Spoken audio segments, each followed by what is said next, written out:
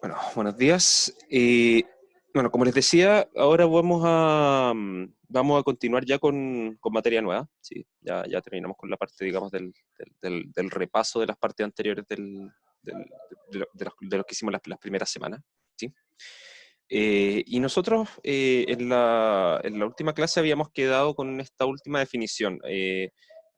Habíamos quedado en esta definición. Definición, CAS, subconjunto Rn, un conjunto convexo, no vacío.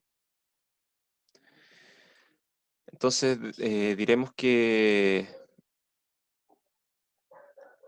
un vector D en Rn sin el cero es dirección de S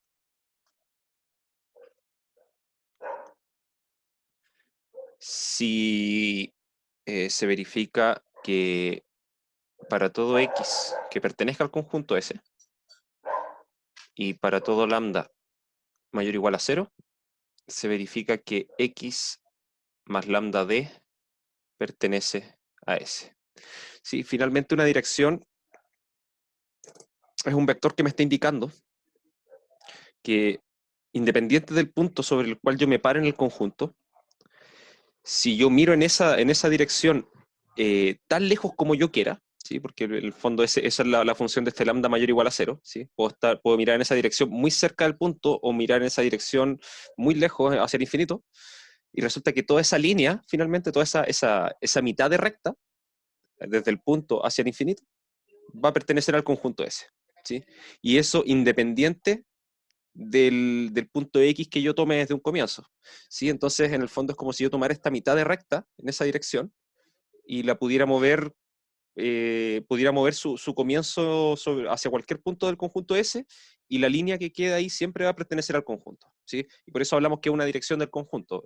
Realmente nos está indicando hacia dónde yo podría eventualmente girarme y caminar infinitamente, ¿sí? Ahora, estas direcciones van a ser importantes. ¿Por qué? Eh, Nosotros, al final, todo esto que estamos viendo nos va a interesar, por lo general, por el problema, pensando que el conjunto convexo es un poliedro, ¿sí? Y por otra parte, el caso en que aplicamos eso a un problema de programación lineal, ¿sí? Entonces, como observación, la importancia de las direcciones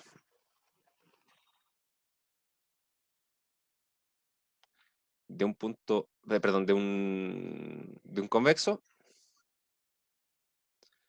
aparece naturalmente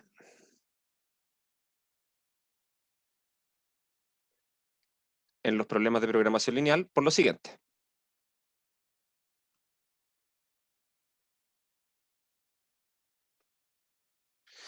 Entonces, supongamos que yo tengo el siguiente problema. Voy a querer minimizar, eh, digamos, una función acá, c traspuesto por x. Estoy escribiendo esto en el caso más general, sujeto a que a por x es menor o igual a b, ¿sí? Un poliedro. Eso es un problema de programación lineal general, no tiene ninguna hipótesis en particular sobre él, ¿sí? Es una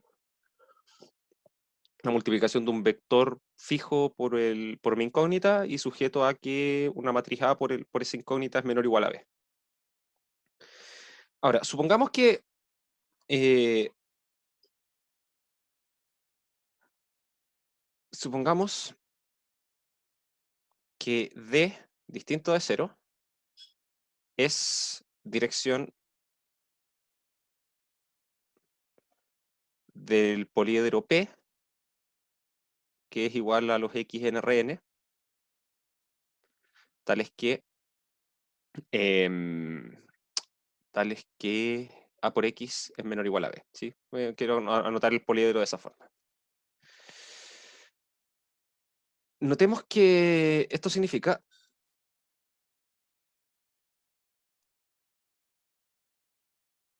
que, y aquí vamos a volver a ocupar el lenguaje de optimización, que si X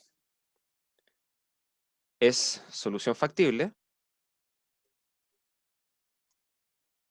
¿sí? Eso significaba simplemente que X pertenece al poliedro P, también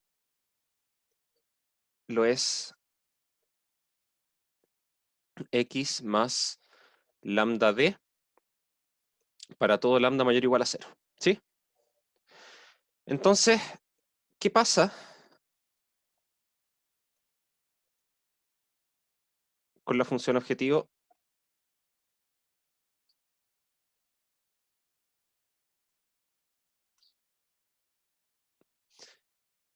Para estos puntos,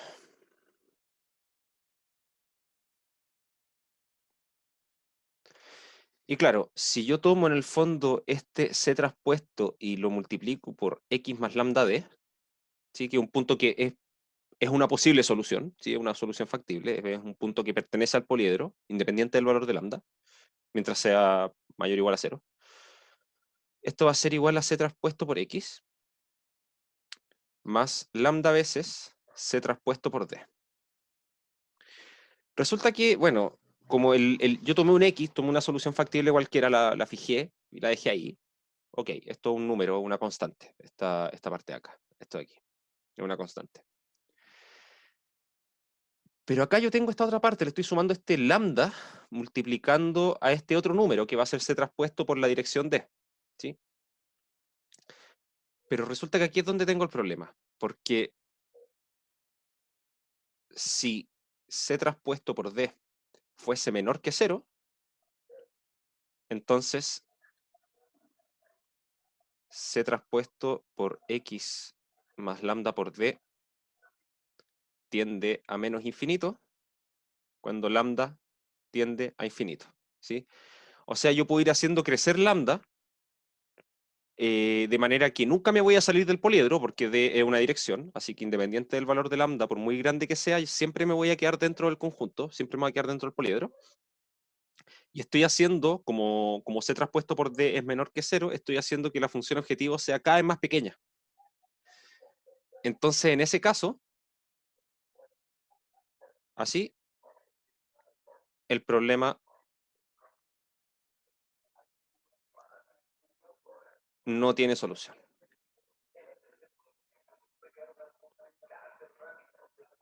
¿Sí? O sea, que si yo estoy haciendo un problema de minimización, un problema lineal de minimización, y tengo un poliedro y me encuentro que hay alguna dirección, de manera que en esa dirección la función objetivo da negativa, entonces puedo decir inmediatamente que no hay solución al problema. ¿Sí? De la misma forma, si estuviese haciendo un problema de programación lineal de maximización y me encuentro algún punto donde la función objetivo, me encuentro alguna dirección del poliedro, de manera que la función objetivo en esa dirección sea positiva, entonces el problema tampoco va a tener solución.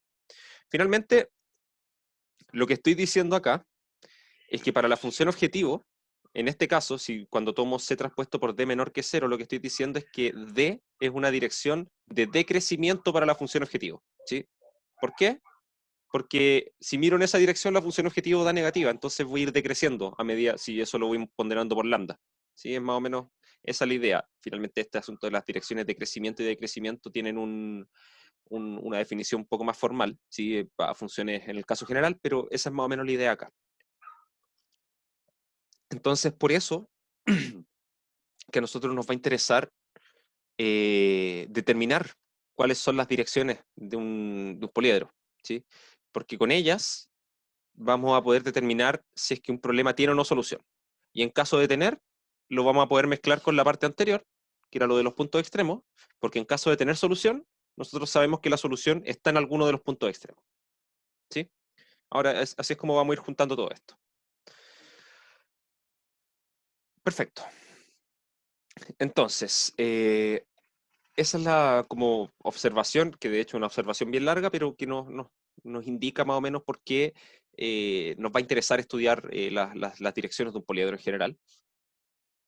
Bueno, las direcciones de un convexo en general, pero en particular para los poliedros, que son los objetos que hemos estado trabajando hasta este momento. Ahora, notemos que si P es igual a los X en Rn, tales que A por X es igual a B y X mayor o igual a 0, o sea, un poliedro en su forma canónica, entonces, si D distinto de 0 es dirección de P,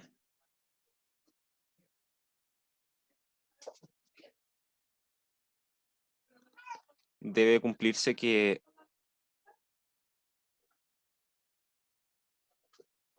Bueno, ¿qué se tiene que cumplir? Finalmente, ser dirección significa que, independiente del punto X que yo tome que pertenezca al poliedro, y si le sumo lambda veces D, con lambda cualquier número mayor o igual a 0, voy a seguir perteneciendo al poliedro. Entonces debe cumplirse que para todo X en P y para todo lambda mayor o igual a 0, se tiene que verificar que A por X más lambda D es igual a B, y que, bueno, así, y que X más lambda por D tiene que ser mayor o igual a 0. ¿Sí? Aplicar las condiciones del poliedro simplemente. Ahora, de aquí, de esta primera parte, como, como nosotros sabemos de partida que A por X es igual a B, ¿sí? Porque X era un punto que yo tomé en el poliedro, un punto cualquiera, esta igualdad nos va a botar que A por D tiene que ser necesariamente igual a 0.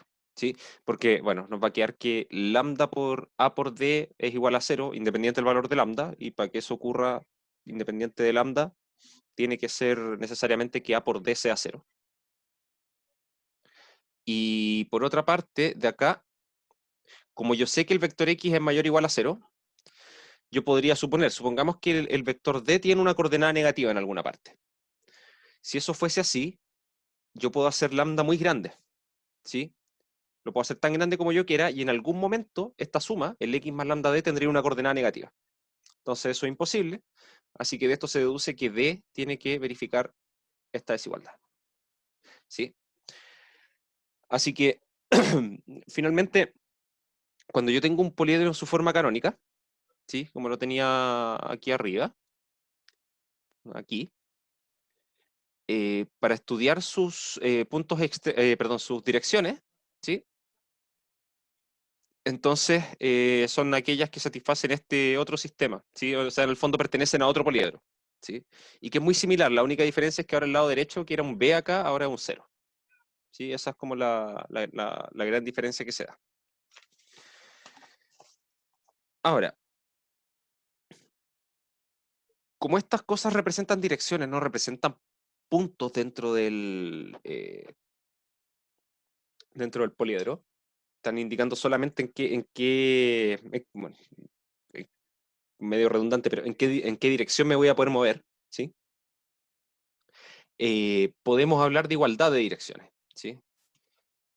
Que tiene que ver con, básicamente, con esta misma cosa que pasa en el álgebra lineal, que uno habla de los vectores paralelos, que finalmente cuando uno habla de vectores paralelos es decir, bueno, o que las direcciones son las mismas, bueno, en realidad basta con que sean dos vectores que sea uno ponderación del otro y punto, ¿sí? Como que no nos preocupamos más del módulo del vector, sino que solamente de la dirección en la que está apuntando. Y acá vamos a hacer exactamente lo mismo. Entonces, definición. Entonces, dos direcciones de 1 y de 2 se dirán iguales si de 1 es igual a alfa por de 2 para algún alfa mayor o igual a 0. Perdón, mayor que 0, no puede ser 0. ¿Sí? lo que denotamos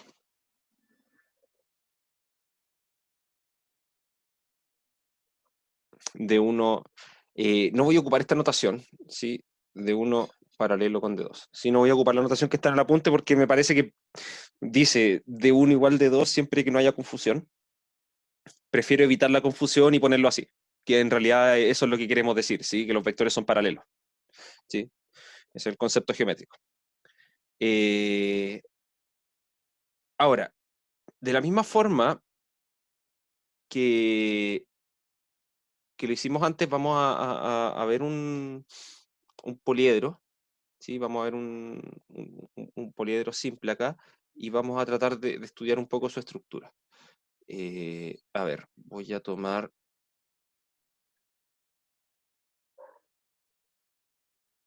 la siguiente figura. A ver, aquí voy a tomar unas pendientes así y acá voy a tomar unas pendientes un poco más pronunciadas. Ya. Bueno, se entiende más o menos la figura. Bueno, como ejercitación, este conjunto, bueno, que se extiende hasta el infinito hacia arriba, ¿sí? Estas son rectas, se supone, las que están a los costados, ¿sí? No puedo no puedo dibujar más derecho. Este poliedro acá tiene 3 puntos extremos, ¿sí? Que serían esas 3 esquinitas de ahí. Ahora, a mí me gustaría estudiar sus direcciones extremas, ¿sí? Hacia el ojo. Entonces, fíjense que por la estructura que tiene esto, el vector,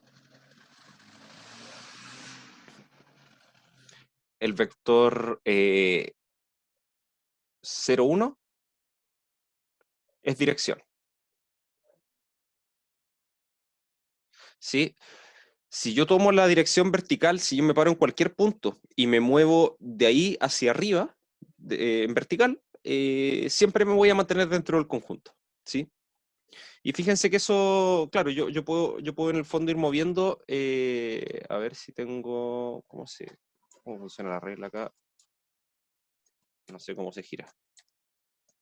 Ya, lo intenté. Eh, si tengo esa cuestión ahí en vertical, ¿sí? Si tomo cualquier punto, por ejemplo, me paro en este punto de acá y me voy directo en vertical para arriba, nunca me va a salir del conjunto, porque en el fondo el conjunto acá se va abriendo hacia la izquierda, ¿sí? Lo mismo acá a la derecha, si me paro en cualquier punto y me voy derecho hacia arriba, tampoco me salgo porque el conjunto se va abriendo hacia la derecha, ¿sí? Entonces, eso me está diciendo a grandes rasgos que el vector 0,1 es una dirección, ¿sí? Podría haber dicho el vector 0,5 o el vector 0,10, el que fuera, ¿sí? Porque son todos iguales, entre comillas, con la definición anterior, son paralelos, ¿sí? Pero acá yo tengo más direcciones. Fíjense que si yo inclino un poco más, si tomo, por ejemplo, un vector que esté un poquito más inclinado, que, a ver, digamos, voy a suponer que esto tiene una pendiente, bueno, no sé, voy a tomar un vector que no esté completamente vertical, sino que esté un poquito más tirado hacia la derecha, ese de ahí, ¿sí? Que no alcanza a ser paralelo con la recta que está a la derecha, ¿sí? Esa es la idea que tengo, ¿sí? Ese también es dirección, por el mismo motivo, ¿sí? Porque finalmente el conjunto se va abriendo más rápido que lo que se abre la línea que define ese vector, ¿sí? Entonces, si me voy infinitamente hacia arriba, partiendo desde cualquier punto del conjunto, nunca me voy a salir. Y puedo seguir tirando un poquito más hacia la derecha este vector, inclinándolo un poco más, hasta que llego a una situación crítica, que es cuando tengo un vector así, donde aquí lo voy a anotar, estas dos cosas tienen la misma pendiente.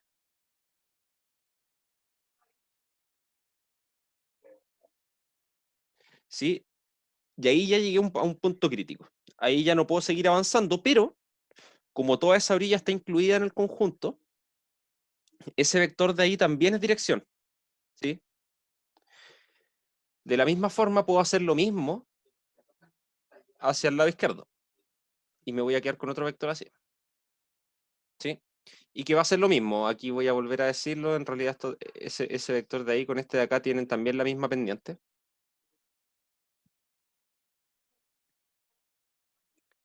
Y claro, también va a ser dirección porque como toda esta línea de la izquierda está incluida dentro del conjunto, independiente de donde yo parta, nunca me voy a salir tampoco.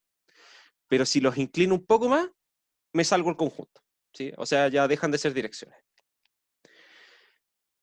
Entonces, aquí sale lo siguiente. A partir de esto, yo voy a tener que... Tengo acá mi plano y yo voy a tomar el conjunto de todas las direcciones eh, de este convexo anterior, ¿sí? Y que bueno, dije que en realidad la línea vertical servía y yo la podía ir inclinando hacia la derecha hasta un cierto tope, hasta una pendiente, ¿sí? Y hacia la izquierda también, hasta que llegaba a un cierto tope que era la pendiente de esta recta a la izquierda, ¿sí? Pero además de eso, solo de inclinar estos vectores, también los puedo ponderar por cualquier número positivo, ¿sí? Porque esas también son direcciones, no cambian. En el fondo son iguales, según el concepto según la definición anterior. Entonces, finalmente, el conjunto de direcciones de este convexo, de este poliedro, en realidad, va a ser algo de este estilo, ¿sí?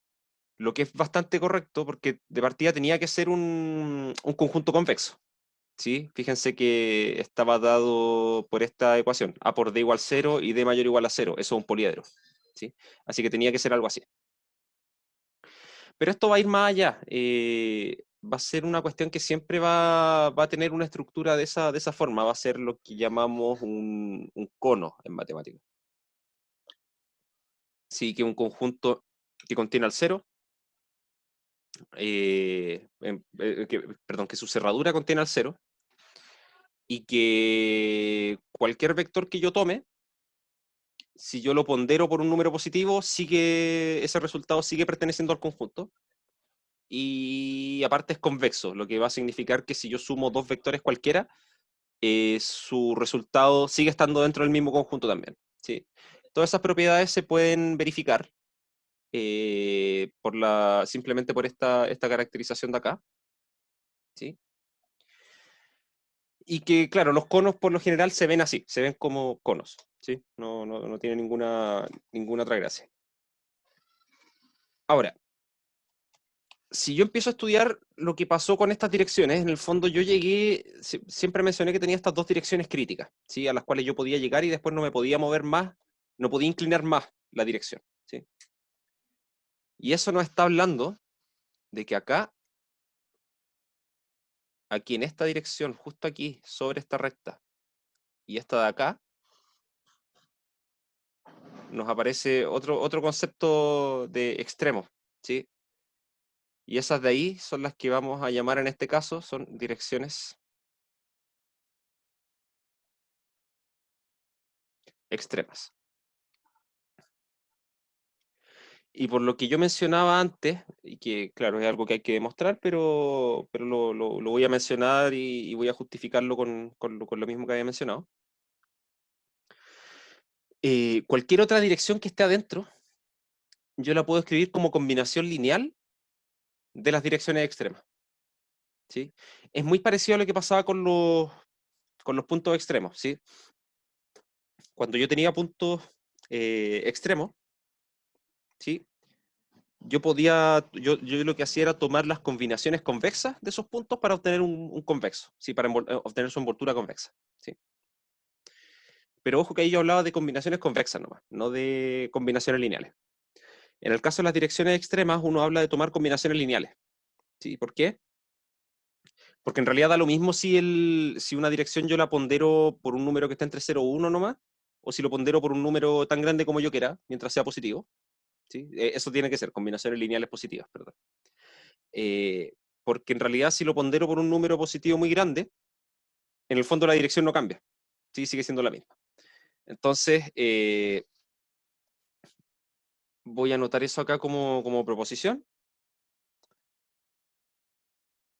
o bueno, la definición primero de lo que es una dirección extrema. Entonces, sea S subconjunto Rn un convexo no vacío. y D distinto de 0, una dirección.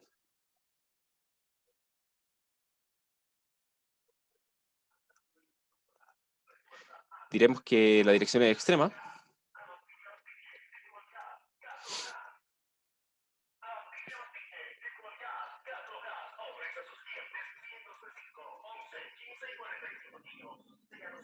Si no puede ser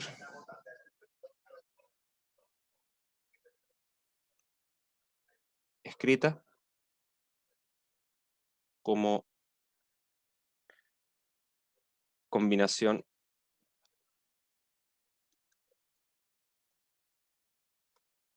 lineal positiva estricta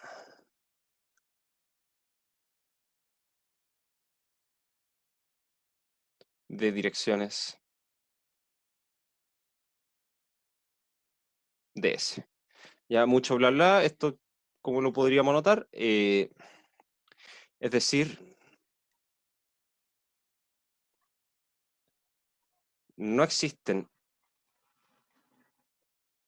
alfa, beta positivos y de 1, de 2 distintos de 0 direcciones de S,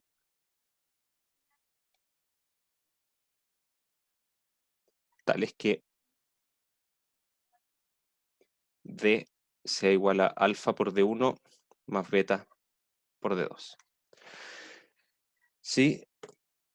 Entonces, por lo mismo de antes, lo que pasaba con los puntos extremos, claro, yo decía, bueno, vamos a estudiar el valor de la función objetivo en los puntos del conjunto, pero después dije, bueno, nos basta estudiar los puntos extremos, porque si yo tomo cualquier otro punto, o la gran mayoría de los puntos del conjunto, muchos puntos del conjunto importantes, yo los voy a poder escribir como combinación convexa de los puntos extremos. ¿Sí? Recuerden que no todo el conjunto, para eso faltaba algo todavía, que es justamente este concepto de dirección. Pero claro, si yo tenía un convexo, un poliedro compacto, por ejemplo, ese sí yo lo podía escribir como combinación convexa de sus puntos extremos. Y como la función que yo estoy analizando en el problema de optimización es una función lineal, resulta que necesariamente el mayor o el menor valor que alcance la función los voy a encontrar en los puntos extremos. No puede estar adentro porque los otros son combinaciones convexas de esos valores. ¿Sí? Entonces siempre va a ser algo que va a estar entre medio. ¿Sí? No puede ser un máximo o un mínimo. De la misma forma acá, si yo estoy estudiando qué pasa con una dirección, ¿sí? Que era pensando en este concepto de ver qué pasa con la función objetivo al estudiarla en una dirección, saber si es que es mayor que cero, menor que cero, cosas así.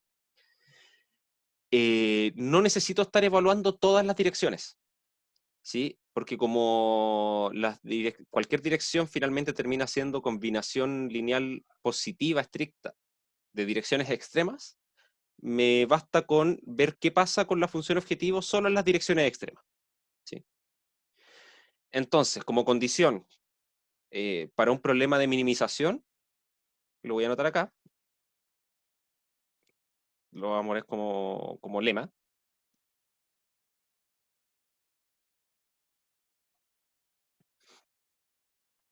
un problema de la forma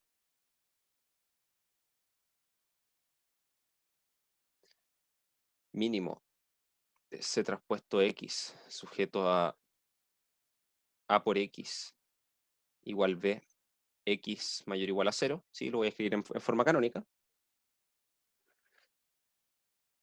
tiene solución,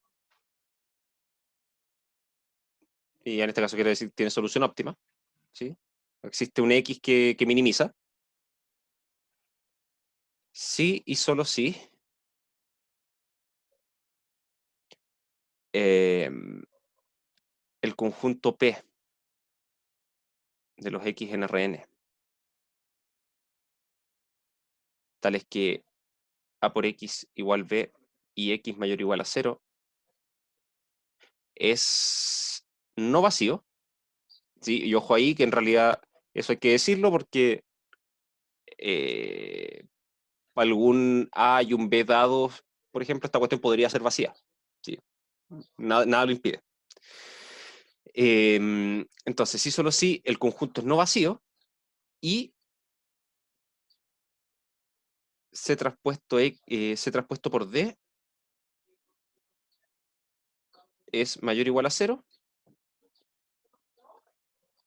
para para toda D distinta de 0, dirección extrema.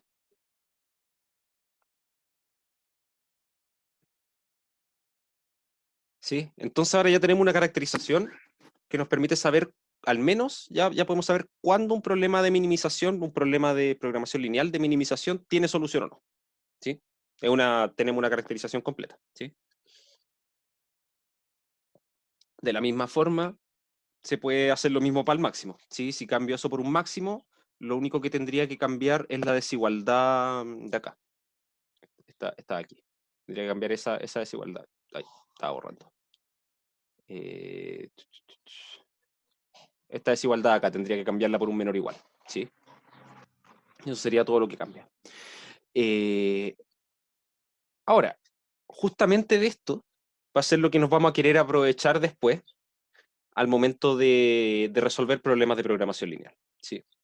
En el fondo vamos a mostrar un algoritmo que resuelve problemas de programación lineal que se aprovecha justamente de este lema. ¿Sí? Que en el fondo lo que nos hace hacer es ir simultáneamente ir analizando puntos extremos y direcciones extremas. ¿Sí? Y que el algoritmo en algún momento dice, si en algún momento el numerito que me apareció acá es menor que 0, digo inmediatamente que no hay solución. ¿Sí? Porque que ese número sea negativo va a significar que encontré una dirección extrema que hace que esta evaluación sea negativa y por lo tanto el problema no tiene solución. ¿Sí? Ok, vamos a hacer una pausa acá. Vamos a hacer la pausita que hacemos todas las semanas de unos 10-15 minutos. Pero antes de eso, no sé si hay alguna duda, alguna consulta, antes de después seguir avanzando ya con el último teorema de esta parte en el estudio de los poliedros.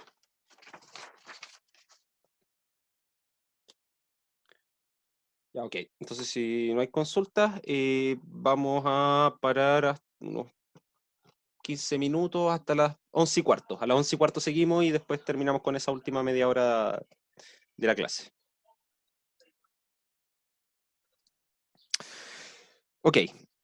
Entonces, habíamos quedado con este último lema, que ya nos da un poquito, ya nos da más de lleno la relación que hay entre todo esto que hemos visto, todo el asunto de los puntos extremos, lo que mencionaba ahora de las direcciones extremas, y de qué forma afectan en la existencia de solución de un problema de optimización, de un problema de programación lineal. ¿Sí? Eh, entonces, para finalizar esta parte, lo que vamos a hacer, vamos a caracterizar, de la misma forma que lo hicimos con los puntos extremos, vamos a caracterizar las direcciones extremas porque van a ser esas las que nos van a interesar.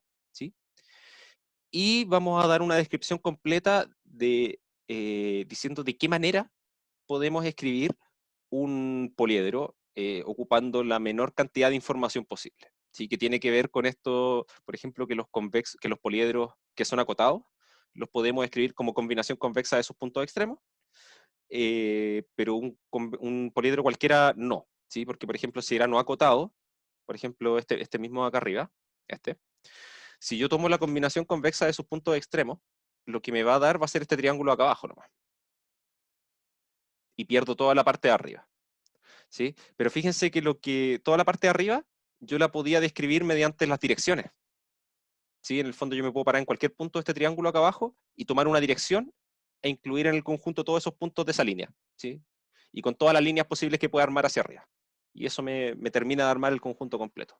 Entonces vamos a finalizar hoy día dando esa caracterización. Pero primero, vamos a caracterizar cómo podemos nosotros determinar, cómo podemos calcular las direcciones extremas de un poliedro. Entonces, teorema. CAP, un poliedro cualquiera en su forma canónica,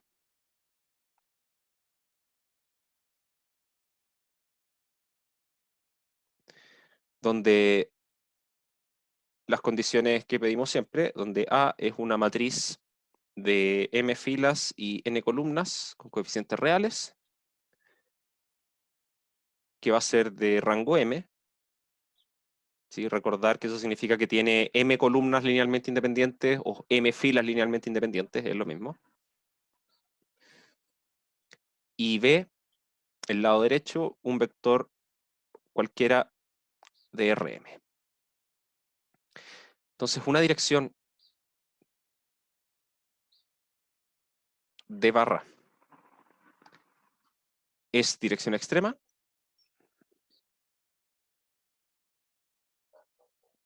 del poliedro P, sí y solo sí.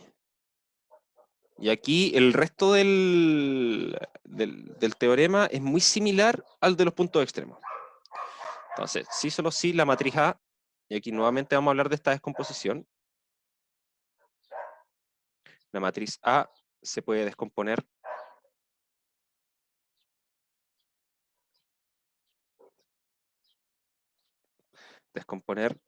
eventualmente reordenando sus columnas.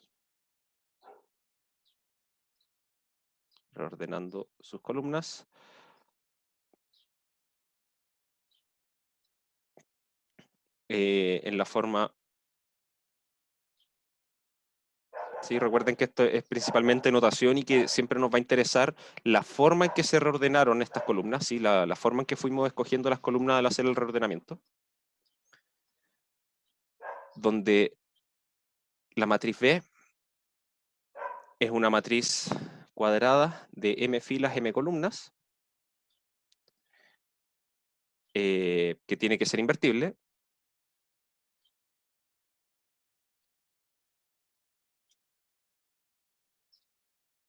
N son las columnas restantes, que está una matriz de m filas y n menos m columnas.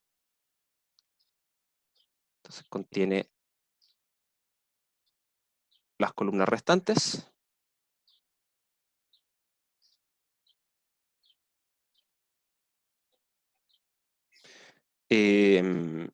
Y D, la dirección que estamos estudiando,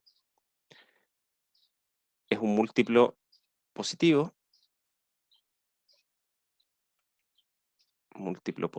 de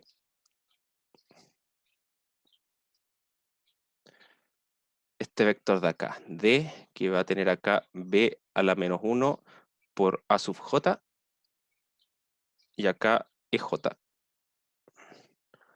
con B a la menos 1 de AJ menor o igual a 0, donde AJ pertenece a N, o sea, es una de las columnas, y EJ es el jésimo vector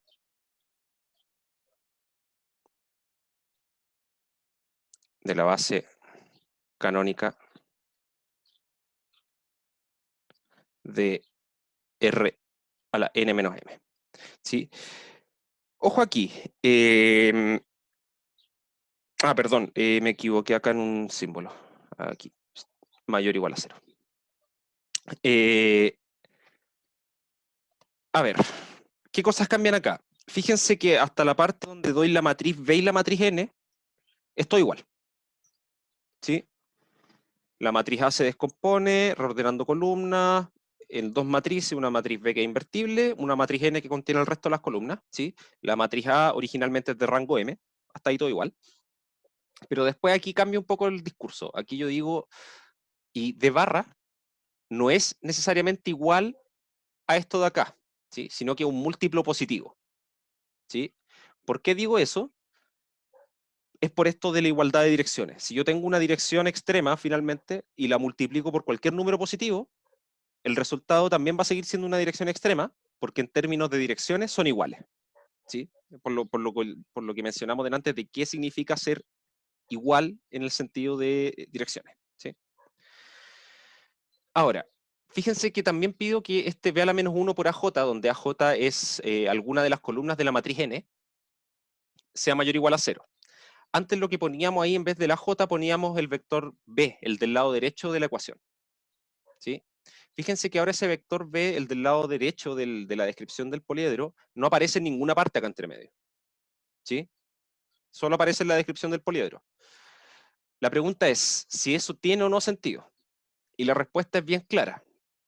Si yo me voy más hacia arriba, cuando definimos las direcciones de un poliedro, fíjense que si yo tomaba un poliedro cualquiera que estuviese escrito en su forma canónica, A por X igual B, X mayor o igual a 0, ¿sí? Entonces yo después tenía que las direcciones lo que satisfacen es que A por D es igual a 0 y D es mayor o igual a 0, ¿sí?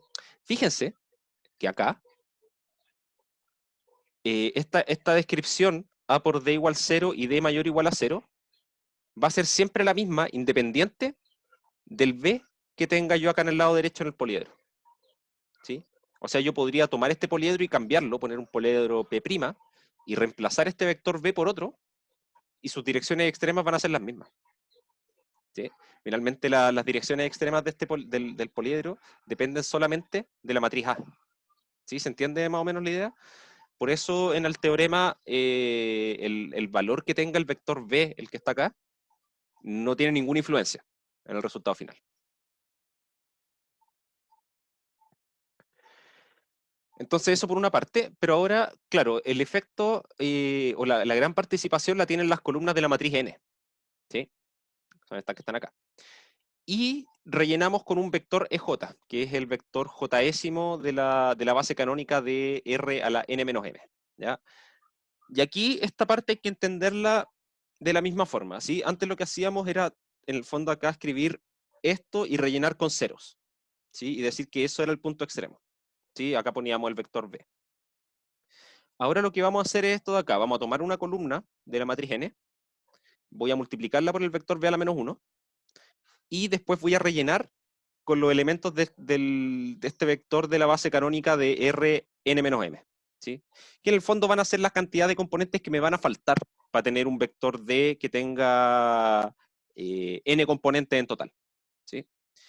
Pero de la misma forma que antes, no es llegar y escribir el vector así como poner el resultado acá arriba y después rellenar con el otro vector acá abajo, sino que tengo que ir rellenando según el reordenamiento de las columnas que hice acá en la matriz A, acá arriba. ¿Sí? Eso lo voy a ejemplificar ahora. Entonces volvamos al ejemplo que habíamos hecho para los puntos extremos. Voy a hacer exactamente el mismo, porque ahí ya teníamos casi toda la información calculada. Entonces, ejemplo, para entender cómo funciona esto. Volvamos al poliedro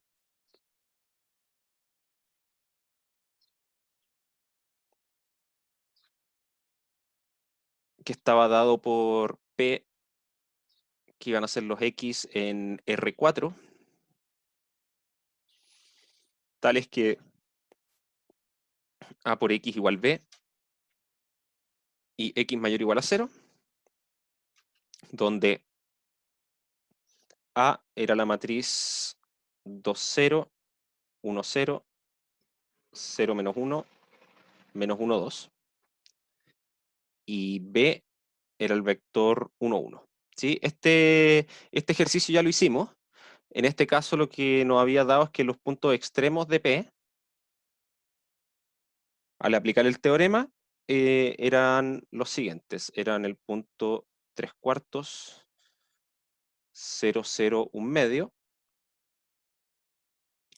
y teníamos por otra parte el 0, 3 medios, 0, 1 medio. ¿Sí?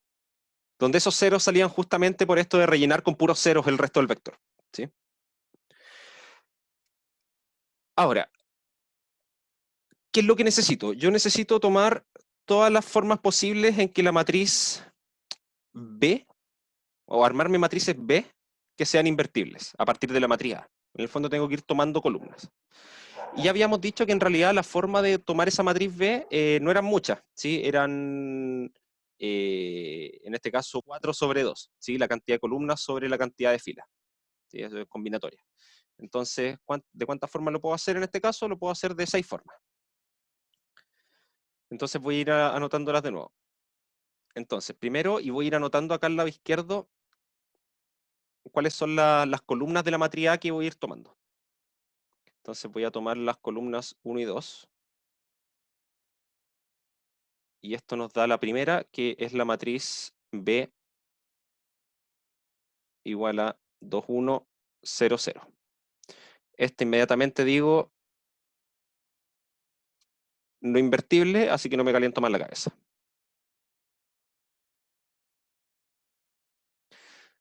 Después tomo la 1, 3, ¿sí? Las columnas 1 y 3 de la matriz A, lo que nos da la matriz B igual a 2, 0, 0 menos 1.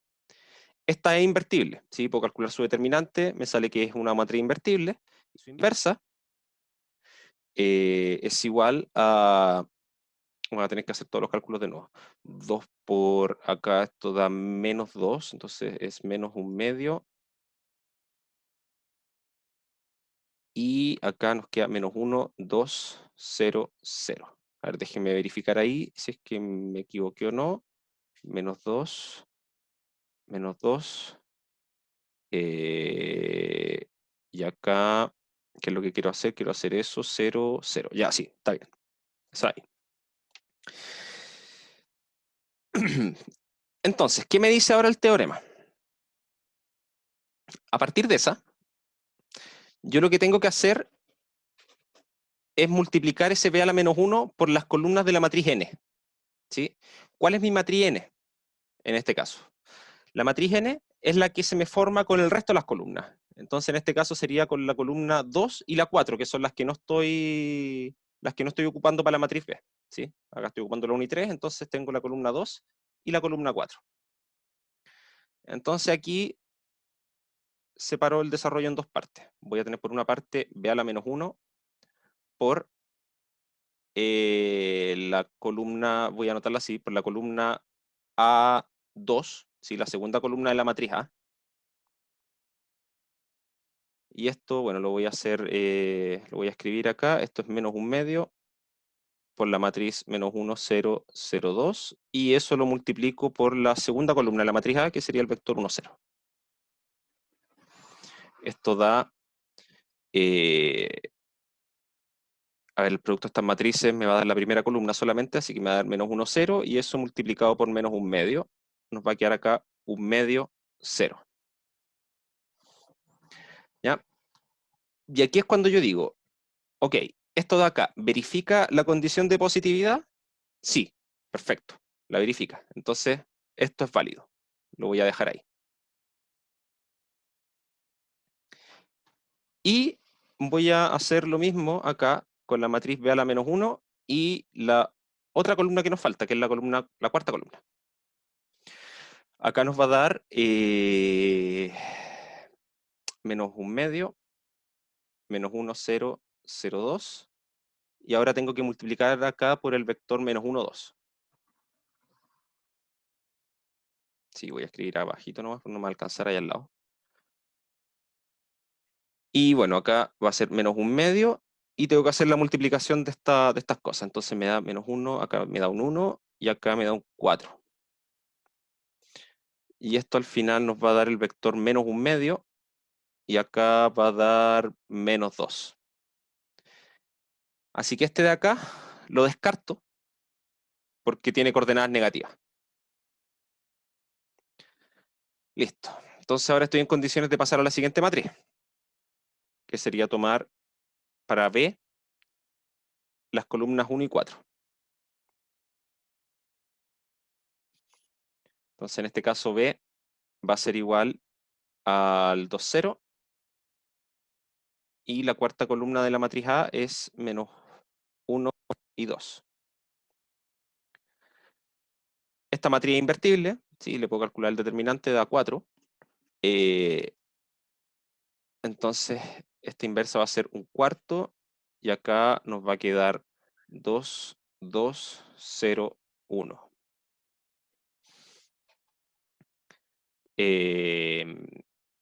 Ok, entonces ahora lo que tengo que hacer es tomar esta matriz B a la menos 1 y multiplicarla. Ahora aquí ocupé la primera y la cuarta columna, así que la voy a multiplicar por la segunda columna de la matriz A.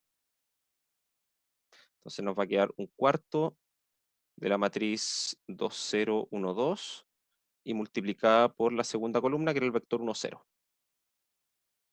Bueno, esto acá, la multiplicación de la matriz por el vector me va a dar el vector 2, 0 y lo divido por 4, nos queda acá un medio y 0. Así que este nos sirve porque es mayor o igual a 0. Y repito el procedimiento ahora. Si se fijan acá, el procedimiento es más largo, como que se va ramificando de cierta forma. Entonces ahora paso a hacerlo con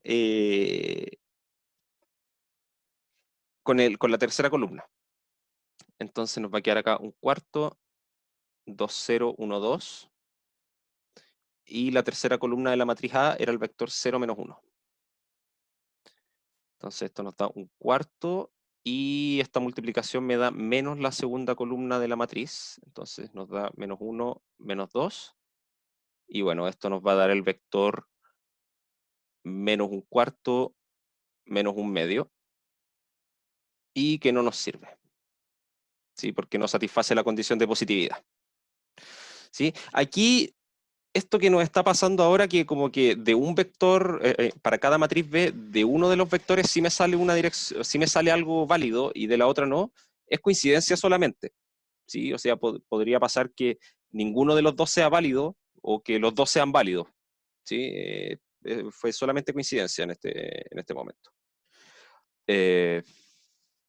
Bueno, entonces tenemos eso. Ahora pasamos a la siguiente. Ya revisé la columna 1 con la 2, la 3 y la 4, así que ahora voy a revisar la columna 2 con la 3.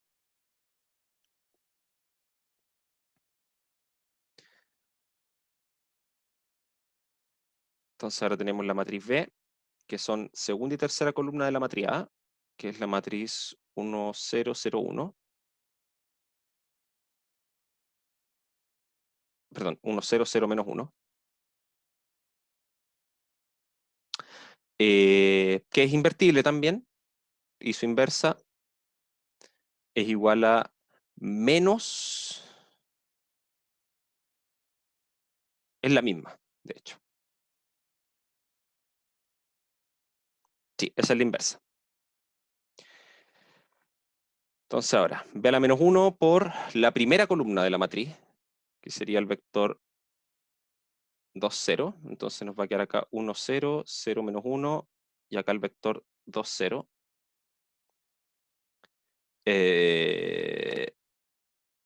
Si eso está bien, sí. Y este resultado nos va a dar dos veces la primera columna, entonces sería el vector 2, 0, y que satisface la condición de positividad, así que lo vamos a dejar guardado.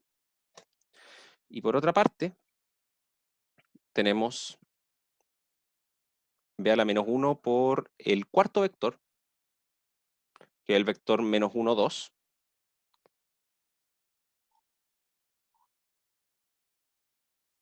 Menos 1, 2. Y bueno, aquí tenemos que entrar a calcular esto. Entonces nos da menos 1 acá, y acá nos va a dar menos 2, que no me sirve, ¿sí? Porque no satisface la condición de positividad. Ya, por temas de tiempo, porque nos quedan 5 minutos, no voy a seguir con los otros dos casos. Sí, nos faltan los casos en que tomo como columnas para la matriz B las columnas 2 y 4 y las columnas 3 y 4. ¿Sí? En esos dos casos la matriz B también es invertible, ¿sí? Y se pueden seguir haciendo los cálculos. Pero voy a parar acá, ¿sí? Porque quiero ver cómo se construyen las direcciones extremas. Entonces vamos viendo caso por caso. Para cuando tomamos las columnas,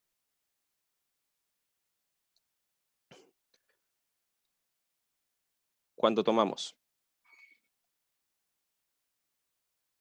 para B las columnas 1 y 3 y de N tomamos la columna la columna 2, en el fondo la columna 2 de la matriz A, ahí obtuvimos un vector válido. Eso nos llevó al vector que era un medio 0. ¿Cómo se traduce eso a una dirección extrema? Lo que tengo que hacer es poner ese resultado, un medio 0, en las componentes que indica la matriz B, o sea, en la primera componente y en la tercera componente. ¿Y qué me dice el teorema? Bueno, acá yo cuando reordené en el fondo la matriz A para armarme la matriz B y la matriz N, en el fondo la matriz N, bueno, perdón, aquí me equivoqué. Aquí, ahí sí. Entonces 1. ¿Por qué 1? Porque resulta que cuando reordené, bueno, para armar la matriz B, tomé las columnas 1 y 3, ¿sí? Y lo que hice entonces fue correr la columna 3 a la segunda posición y me armé la matriz B ahí. Y después la matriz N me quedó conformada en este orden por las columnas 2 y 4 de la matriz A, ¿sí? Y la que yo tomé acá para obtener el vector que era válido, tomé la columna 2 de la matriz A, que corresponde a la primera columna de la matriz N, ¿sí? ¿Se entiende más o menos la idea? En el fondo tengo que visualizar cómo reordené las columnas. Entonces, como fue la primera, ¿sí? Acá se ve, porque acá tengo la primera y la segunda de la matriz N, ¿sí? Entonces, como fue la primera, tengo que tomar el primer vector de la base canónica de R2, porque esa es la diferencia entre columna y fila. Y ese primer vector de la base canónica es el vector 1, 0. Así que el vector 1, 0 lo tengo que ocupar para rellenar las posiciones que me faltan. O sea, aquí va un 1 y acá va un 0. Esa es una de las direcciones extremas del poliedro. Ahora, si voy a lo siguiente, cuando tomé para la matriz B, tomé las columnas 1 y 4 de la matriz A. Entonces, esa información la guardo acá, 1 y 4. Y de la matriz N, ¿cuál de sus columnas tomé? Y aquí lo veo en orden de nuevo. 1 y 4, así que la matriz N está formada por las columnas 2 y 3, ¿sí? ¿Y cuál de esas dos tomé? Tomé acá, la primera, ¿sí? Así que aquí también tenemos un 1. ¿Qué vector tuve ahí en el resultado? Tuve el vector un medio 0 nuevamente.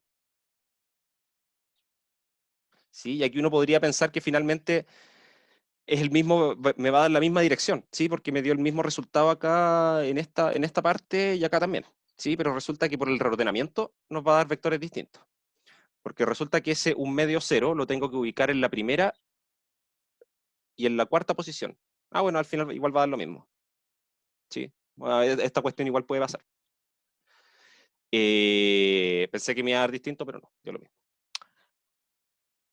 Y como tomé la primera columna de la matriz N, tengo que tomar el primer vector de la base canónica de R2, o sea, el vector 1, 0, y con ese tengo que rellenar acá. ¿Sí? Al final dio el mismo, pero como que los ceros que están acá abajo aparecieron de forma distinta. ¿Sí? En la primera parte apareció por efecto de este vector, de este de acá, y en la segunda uno de esos apareció por efecto del vector de la base canónica. Y bueno, voy a anotar acá al lado para no hacer otra hoja nueva. B, después, ¿cuál tomé? Tomé la segunda y tercera columna. Así que N nos quedó conformada por la primera y la cuarta columna de A. ¿Sí? ¿Y cuál de esas dos consideré en ese orden? Fue la primera, nuevamente. ¿Sí? Fue esa la que nos dio un vector válido. Entonces, N está asociado a un 1, a una posición 1. Y el vector que teníamos era el vector 2, 0. Así que de ahí, la dirección que nos va a aparecer va a ser la siguiente. Tomo el vector 2, 0 y ese lo pongo en la segunda y tercera componente. Y en el resto relleno con el primer vector de la base canónica de R2. Entonces acá va un 1 y acá va un 0. ¿Sí? Y bueno, esos son los vectores, esas son direcciones extremas, ¿sí? De hecho, podemos verificar de manera sencilla si es que efectivamente son direcciones o no, ¿sí? Y si se fijan, son la misma dirección todas, ¿sí? Bueno, estos dos porque son iguales. Y el último, este de acá, es la misma porque es lo mismo que tomar cualquiera de estos dos y multiplicarlo por 2, ¿sí? Entonces son la misma dirección. Entonces, por simplicidad, voy a anotarlo acá abajo igual, chequeamos que D es dirección. ¿Y cómo podemos chequearlo? Había una forma simple, que es tomar la matriz A y multiplicarlo por D. ¿Sí? A esto le voy a poner D. Entonces, ¿la matriz cuál era? Era la matriz 2, 0, 1, 0, 0, menos 1, menos 1, 2. No, o sea que finalmente esto no lo voy a escribir porque va a ser pura pérdida de tiempo y ya estamos en la hora. ¿Sí? Lo vamos a ver la próxima semana cuando sigamos viendo este ejemplo y entremos más en detalle de cómo esto nos va a servir para calcular soluciones de problemas de programación lineal. ¿Sí? Estamos justo en la hora. Ok, ¿hay alguna duda? ¿Algún comentario?